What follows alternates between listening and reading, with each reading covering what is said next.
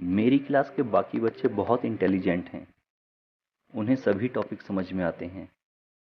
लगता है अपनी क्लास में सिर्फ एक मैं ही हूँ जिसे कुछ भी समझ में नहीं आता। मेरे ऑफिस में सब लोग मुझे इग्नोर करते हैं। मैं मेहनत में कभी कमी नहीं करता, लेकिन क्यों सिर्फ मेरा ही प्रमोशन नहीं होता? शायद मेरे अंदर ही कुछ कमी है जो मैं आज तक नहीं समझ पाया। क्या मेरी जिंदगी ऐसे ही निकलेगी?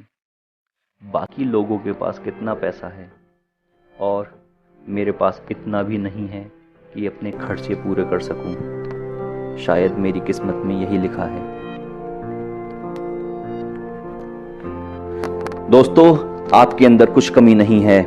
हमें भी उसी ईश्वर ने बनाया है जिसने बाकी लोगों को बनाया है। हमें भी दिन में उतना ही समय दिया है जितना बाकी लोगों को दिया है। आपका दिमाग भी उतना ही तेज है जितना दूसरों का तेज है। आप भी उतनी ही सांस लेते हो जितनी दूसरे सांस लेते हैं। बारिश आपके लिए भी उतनी ही होती है जितनी दूसरों के लिए होती है। ईश्वर कभी किसी के साथ अन्याय नहीं करता। हाँ, बस आपको एक खास मकसद के लिए बनाया है, जिसे ढूंढने में कभी कभी समय लग जाता है, कभी जल्दी पता चल जाता है और कभी जिंदगी निकल जाती है। तो सबसे खास बात है अपनी जिंदगी का मकसद पता करना।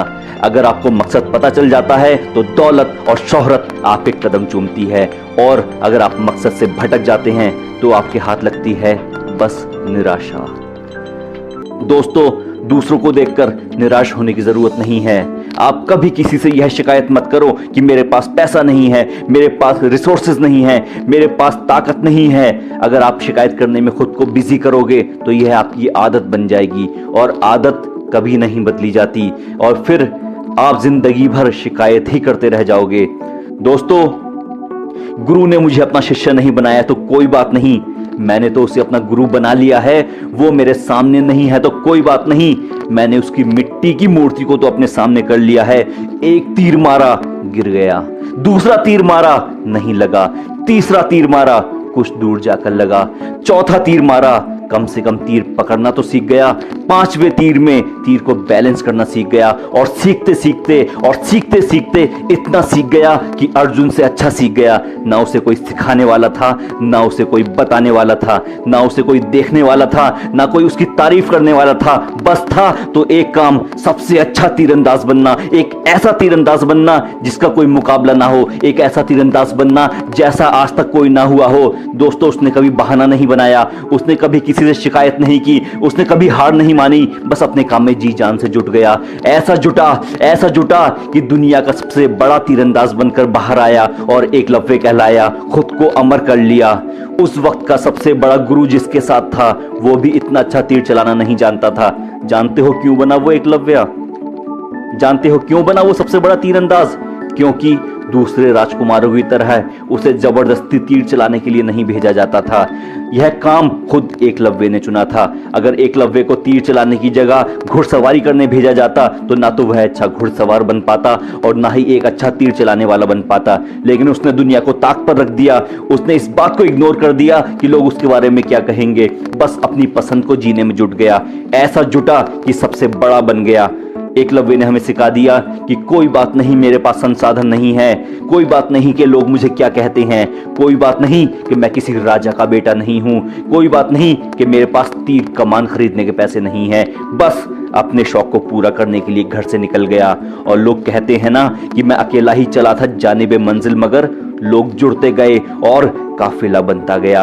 आप भी एकलव्य से प्रेरणा लीजिए और डिसाइड कीजिए कि आपकी रुचि किस तरफ है। मैं सच कहता हूं, ईश्वर ने आपको बहुत तेज दिमाग दिया है, लेकिन सिर्फ उस क्षेत्र के लिए जिसमें आपकी रुचि है, उस फील्ड के लिए दिमाग दिया है जो आपकी पसंद है। धीरू भाई अंबानी का दिमाग जितना तेज व्यापार में चला, जरूरी नहीं है उतना तेज नौकरी में भी चलता। दिलीप कुमार जितनी अच्छी एक्टिंग करते हैं, अगर वो फल विक्रेता ही रह जाते तो क्या इतने कामयाब हो पाते? जवाब है नहीं, बिल्कुल नहीं। इसीलिए निराशा तब आती है जब आप दूसरों को सपनों को जीने शुरू कर देते हो। दोस्तों, मैं टीवी पर टैलेंट शो देखता हूँ जहाँ कंटेस्टेंट आकर कहते हैं कि बड़ा सिंगर बनना उनकी मम्मी का सपना था, जिस वजह से अब मैं सिंगिंग कर रहा हूँ। मेरी मम्मी का सपना था कि मैं बहुत अच्छी डांसर बनूँ, इसीलिए मैं डांसिंग में आ गई। दोस्तों, ये लोग आते हैं मजबूरीवश आकर अच्छी परफॉर्मेंस देते हैं। क्यों? क्योंकि इनके पीछे एक शख्स होता है जो अपने सपनों को इनके द्वारा जी रहा होता है। लेकिन जब उस शख्स का साथ इनके पीछे से हट जाता है तो ये खुद को अकेला महसूस करना शुरू कर देते हैं, ये खुद को वीरान समझना शुरू कर देते हैं। इसीलिए आप अपना सपना जियो, जो आप चाहते हो वो करो। सिकंदर का सपना था कि दुनिया को फतह करूं। वो निकल पड़ा, रेतीले टीलों को पार करता हुआ, बर्फ के पहाड़ों को चीरता हुआ, दुनिया को जीतता हुआ चलता रहा और कामयाबी को चूमता रहा। आपके पास एक महान दिमाग है। हो सकता है आपको सिंगिंग का शौक हो सकता है आपको डॉक्टर बनना हो सकता है इंजीनियर बनना आप चाहते हो सकता है आपको एक्टिंग में जाना हो सकता है आपको बहुत सारा पैसा कमाना हो। तो सोचिए मत, अभी से जुट जाइए। जो ज्यादा सोचता है वो ज्यादा घबराता है, जो ज्यादा घबराता है वह कुछ नहीं कर पाता, और जो कुछ नहीं कर पाता वो निराश रहता है, और जो निराश रहता है लोग उससे दूर जाने लगते हैं। दोस्तों, यह सब एक साइकिल की तरह काम करता है।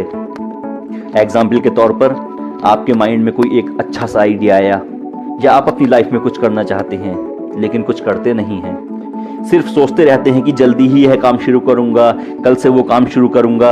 आपने सोचना शुरू किया, बहुत सोचना शुरू किया, सोचते रहे, तरह तरह के विचार आने शुरू हो गए, लेकिन एक्शन ना होने के कारण आपको नेगेटिव विचारों ने घेर लिया, जिससे आपको घबराहट होने लगी। और घबराहट में आपने वो आइडिया जो आपको कामयाब कर सकता था, वो आइडिया जो आपको बुलंदी पर पहुंचा सकता था, उसे छोड़ने का प्लान बना लिया, जिसके बाद से आपकी सभी पॉजिटिव एनर्जी जो आपने उस प्लान में लगा दी थी सब खत्म हो गई।